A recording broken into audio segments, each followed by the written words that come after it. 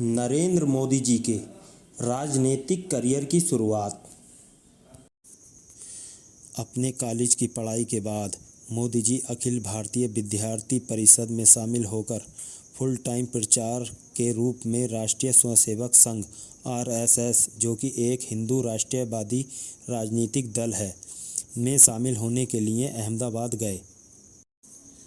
सन 1975-1977 में तत्कालीन प्रधानमंत्री इंदिरा गांधी द्वारा लगाए गए राष्ट्रीय आपातकाल के दौरान राष्ट्रीय स्वयंसेवक संघ में प्रतिबंध लगा दिया गया था, जिसके कारण मोदी जी को उस समय अंडरग्राउंड होने के लिए मजबूर होना पड़ा एवं गिरफ्तारी से बचने के लिए भेष बदलकर यात्रा किया करते थे। आपातकाल के विरोध में मोदी जी काफ़ी सक्रिय रहते थे। उन्होंने उस समय सरकार का विरोध करने के लिए पर्चे के वितरण सहित कई तरह के हथकंडे अपनाए। इससे उनका प्रबंधकीय, संगठनात्मक और लीडरशिप कौशल सामने आए। इसके बाद नरेंद्र मोदी राजनीतिक कार्यकर्ता के रूप में राजनीति में शामिल हो गए। इन्हें आरएसएस में लेखन का काम सौंपा गया था। सन 1985 में आरएसएस द्वारा मोदी जी ने भारतीय जनता पार्टी यानी बीजेपी पार्टी में सम्मिलित होने के बारे में सोचा। सन 1987 में नरेंद्र मोदी जी पूरी तरह से बीजेपी में शामिल हो गए और पहली बार उन्होंने अहमदाबाद नगरपालिका में भाजपा के अभियान को व्यवस्थित करने में मदद की। इसमें भाजपा की जीत हुई।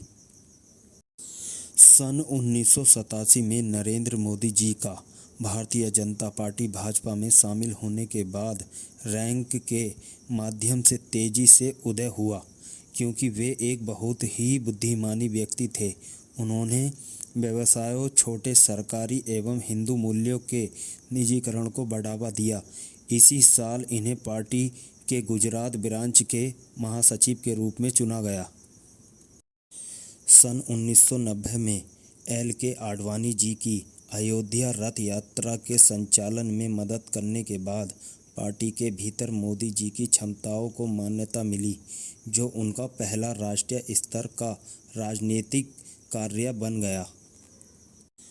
उसके बाद सन 1991-92 में मुरली मनोहर जी की एकता यात्रा हुई।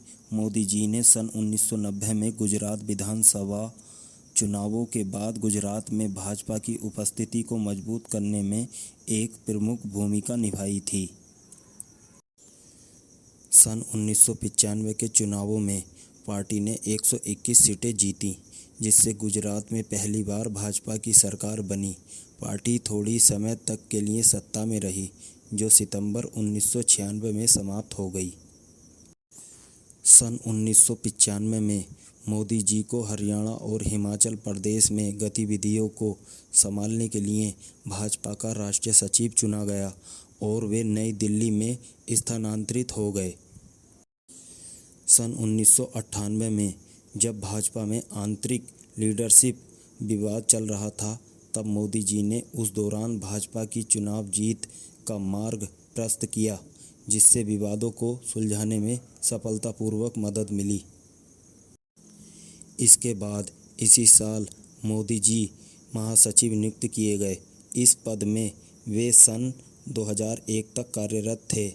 उस दौरान मोदी जी को विभिन्न राज्यों में पार्टी संगठन को फिर से लाने की जिम्मेदारी सफलतापूर्वक निभाने का श्रेय दिया गया था। अगर दोस्तों आपको मेरे द्वारा मोदी जी के विषय में दी गई जानकारी अगर सही लगती है तो मेरे चैनल को सब्सक्राइब कर देना, बेल आइकन प्रेस कर देना। जय हिंद, जय भारत।